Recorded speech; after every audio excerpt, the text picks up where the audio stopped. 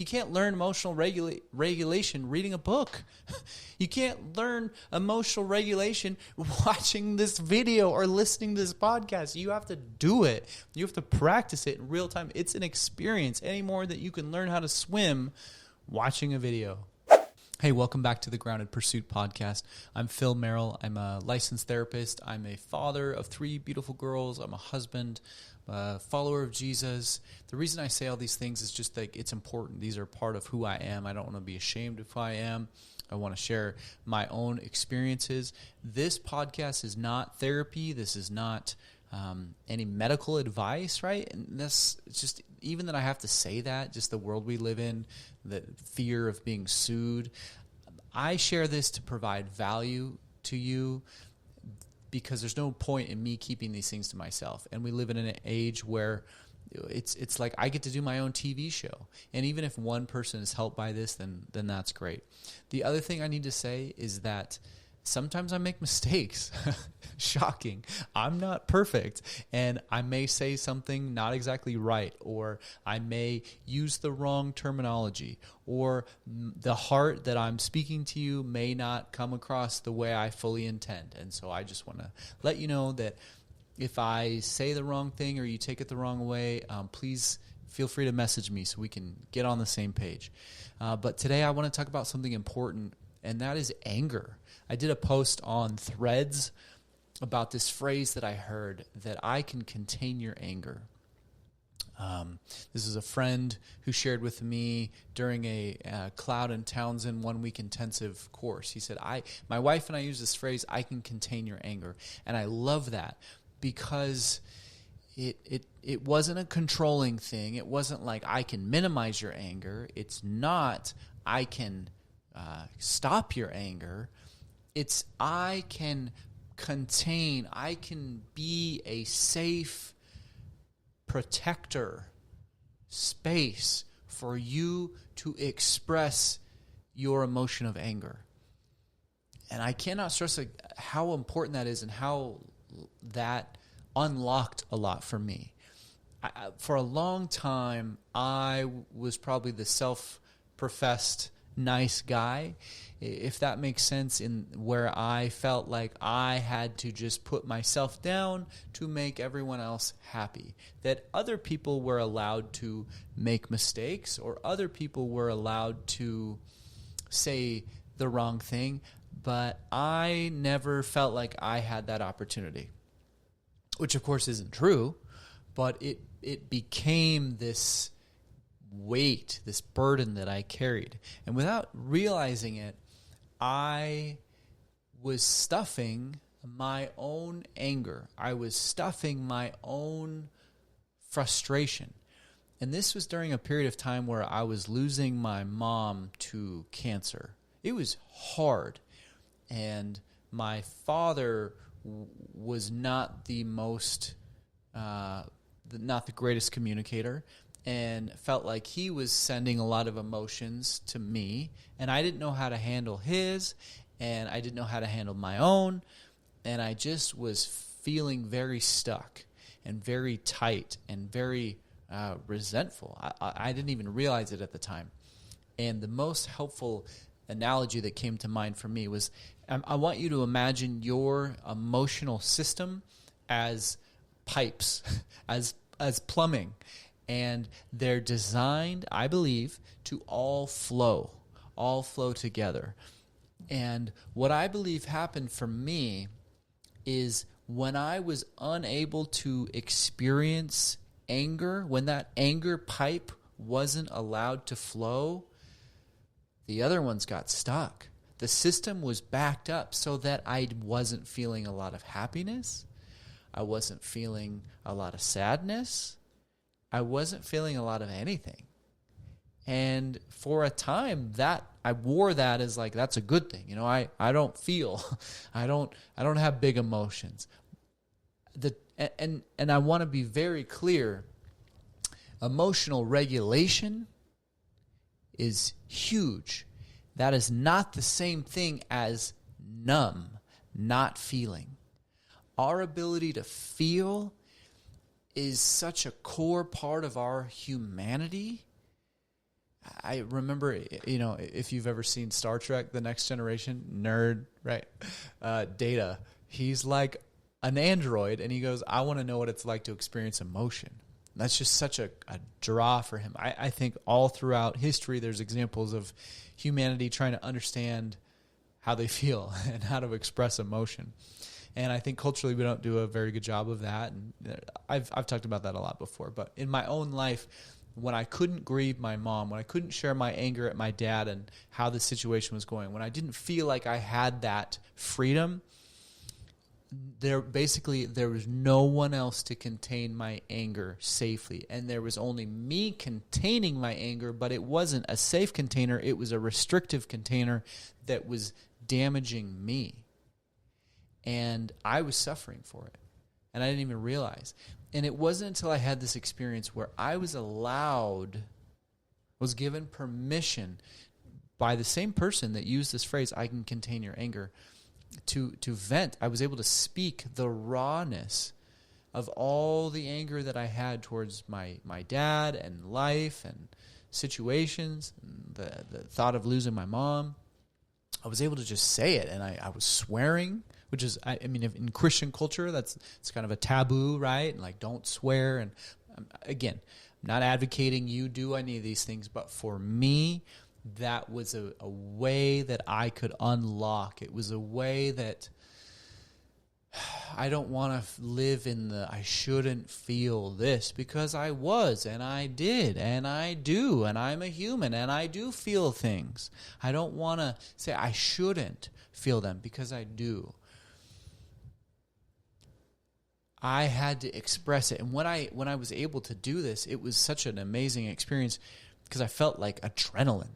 And I think that's what anger does, is it fills you with adrenaline. It enables you, it equips you to act. It's a call to action. Anger is like something needs to be addressed.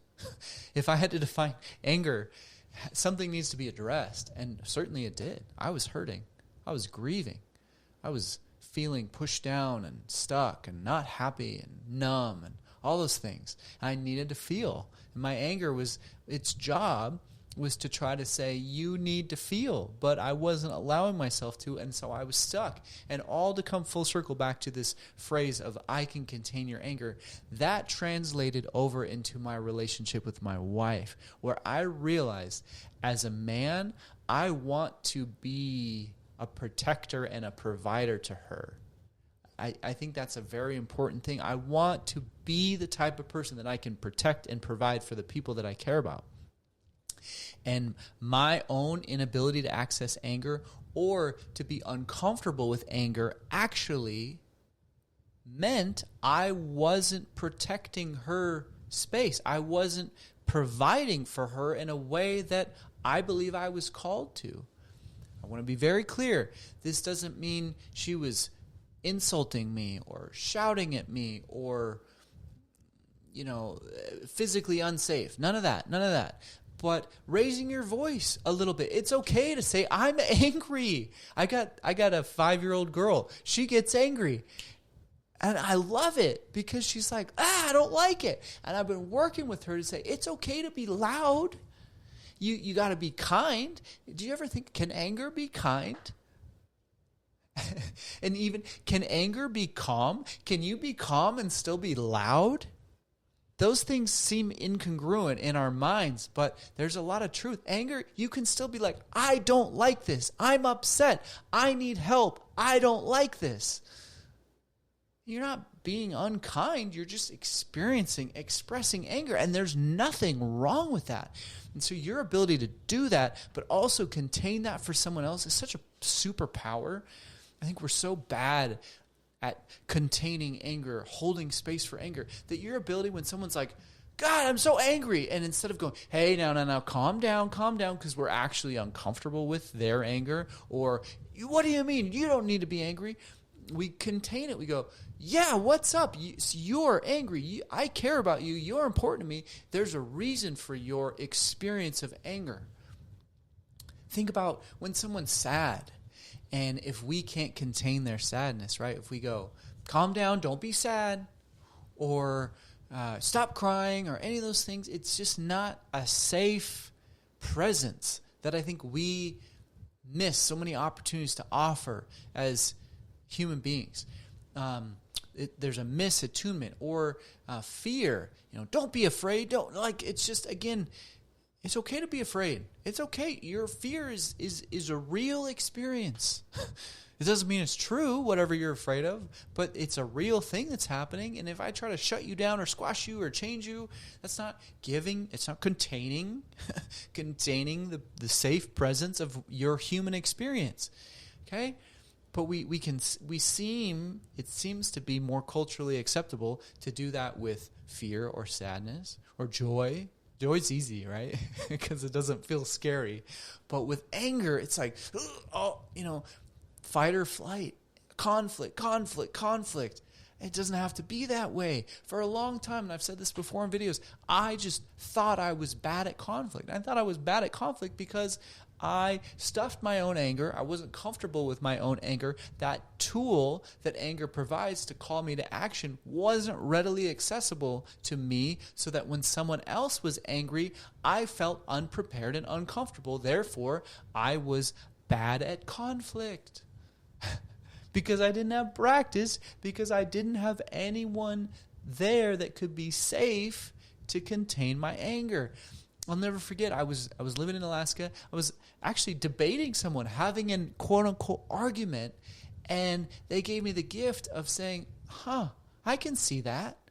Like I disagreed with them, and they weren't upset by that.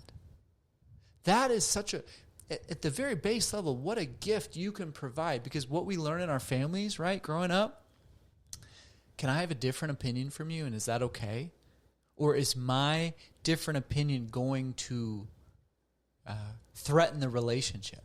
And then if it does, I learn it's not okay for me to be myself or share this part of me, which then I learn it's not okay to disagree. And then I learn that disagreeing is not safe. Conflict is not safe. But conflict is a core part of relationships and relationship health. Conflict doesn't have to be bad. Conflict isn't the enemy. Fighting is the enemy. Fighting is unhealthy behavior. Fighting is shouting, lashing out, accusations, throwing, hitting, anything. That's incredibly damaging. But conflict of, I can't, the way you see it is so different from me, and it's challenging and brings up a lot of discomfort, but I understand, like, you have a place and I have a place. That's a gift. It's cliche, right? But like, what causes the pearl in an oyster? It's an irritation. It forces the oyster to produce the thing around the irritation that then grows into a pearl. All right, cliche, but it's true. It's competition produces innovation. Friction produces the spark, which creates, or like friction, fire, all the things. You get what I'm saying? Again, I'm gonna say the wrong things, but containing anger doesn't mean stomping it down or controlling it. I think there's a gift, and so. What do we do now, right? You got to evaluate. You evaluate, where am I at on the anger scale? What other tools do I have? Is anger just, do I only have a hammer? Or do I have a feather? Or do I have all the tools in between, right? Sometimes you need, what also hit me was, what if somebody came and tried to hurt my family? Am I so uncomfortable with conflict that I wouldn't readily be able to access my anger to say, no, this is not okay, you need to get out of here? Or am I too worried about the conflict? That was a wake-up call for me. I need to get better at conflict. I need to get better at anger. I need to be able to access anger. Also, in my work as a therapist, my own personal limitations with emotion is going to do my clients a disservice. If I'm uncomfortable with shame or jealousy or anger or fear, how am I going to help anybody else? How am I going to hold that space for anybody else?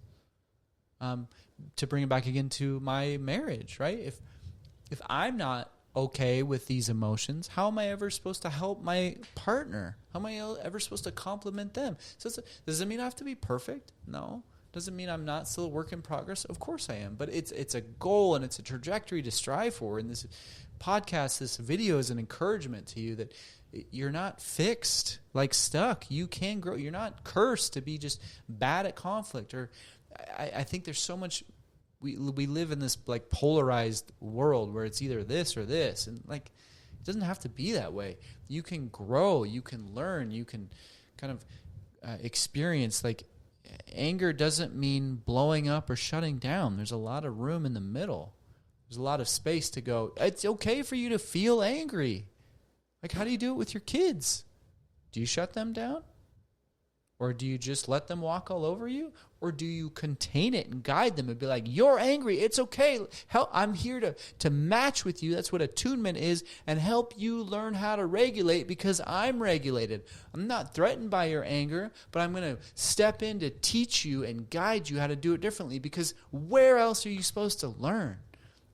That was a big realization for me as a therapist. Like, you go to the dentist to get your teeth worked on by someone who knows what to look for and has the right tools. You go to the auto mechanic to get your car worked on by someone who knows what to look for and knows the tools. You go to a swimming instructor to be in the environment to learn how to swim in the right environment. You go to whatever you're learning to do, you start where your ability level is at, and then you proceed through that. Music, sports, anything, right? You start with first grade. You don't start with 12th grade. Okay? So with anger, you don't start like knowing everything. You have to learn, and it's not fair for you to be in a fight with someone and have a bad experience with anger and then be told, well, you just need to do it differently. And then even promise yourself, oh, I promise I'm never gonna do that again. But you can't make that promise because your nervous system is taking over. You give yourself some grace. Give yourself some grace to learn. And so therapy can be a great place to learn. You can go in and be like, hey, I want to practice venting anger to you. And ideally, your therapist, like, think about a powerful thing. Another way of saying I can contain your anger is I'm not afraid of your anger. Your anger is an emotion. Anger is a healthy emotion, just like any other. Your anger has a purpose. Your anger has a reason. You're experiencing anger to draw attention, to call attention to action, or something needs to be addressed. And if everyone else in your life can't discern that, or isn't trained, or doesn't have the skills or tools to do that, then you owe it to yourself to find out where you can go to get that done. And therapy can be a great place for that. Also, call up some of your buddies. Call up your friends, your girlfriends, guy friends, your spouse, whoever. You can say, hey, can I practice anger with you? Or can I try? Or, hey, this is what it's like for me. I also say it's really helpful to go to the car. Like I had that experience at that Cloud Townsend intensive where a human being stood in place of my dad, basically. And they sat in this chair, and I vocalized what I was feeling, the raw version, to them. And it was just like such a therapeutic experience, because that's what it was. It was an experience. Did I mean every single thing I said? No, but it was the act of release, the act of letting go of everything. In the same, think about like your sadness. Sometimes it feels like, oh, everyone in the world hates me, or oh, I'll never be good enough. Okay, that feeling is certainly real. That doesn't mean it's true, but it helps to just express it and have a good cry or let it out or whatever. And then when it's gone, when you've experienced that and processed it, then you can look at it and go, okay, yeah, like what was actually going on? I was just discouraged. Everybody gets discouraged. Everybody feels down every once in a while. It's the same with anger. Just to let it out in the right space, the right container. The car is a good container. Driving down the road, nobody else can hear you. Crank up the music and just practice. It's a muscle, okay? Obviously, you got to drive safely and don't do anything stupid, but it's okay to practice. Go out in the woods. Go in your house if you're alone and just say the things that you are keeping yourself from saying because you shouldn't feel that way. And then it's like learning how to use this tool, learning how to navigate. Like, oh, okay, wow, that was really raw. Oh, okay, well, I don't need it to be as raw anymore. I've learned how to regulate.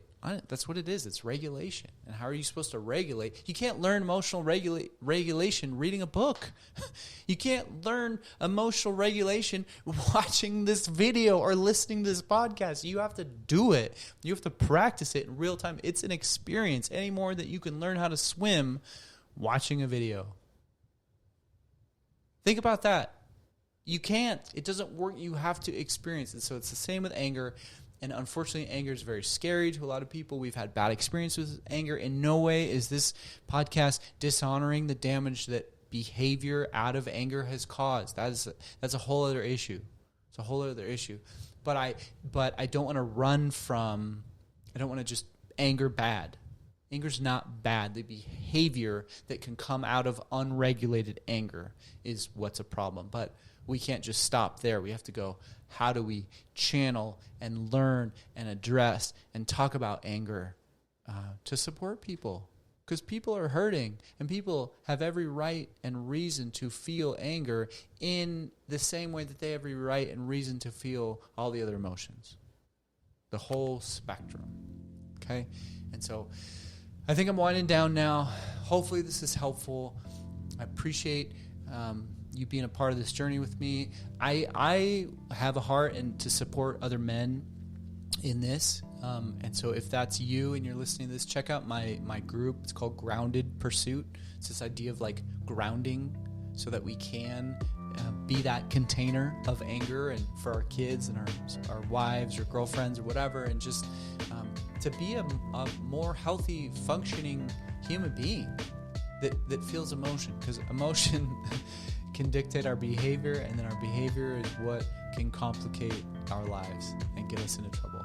So once again, Grounded Pursuit Podcast. Appreciate you all. You take care.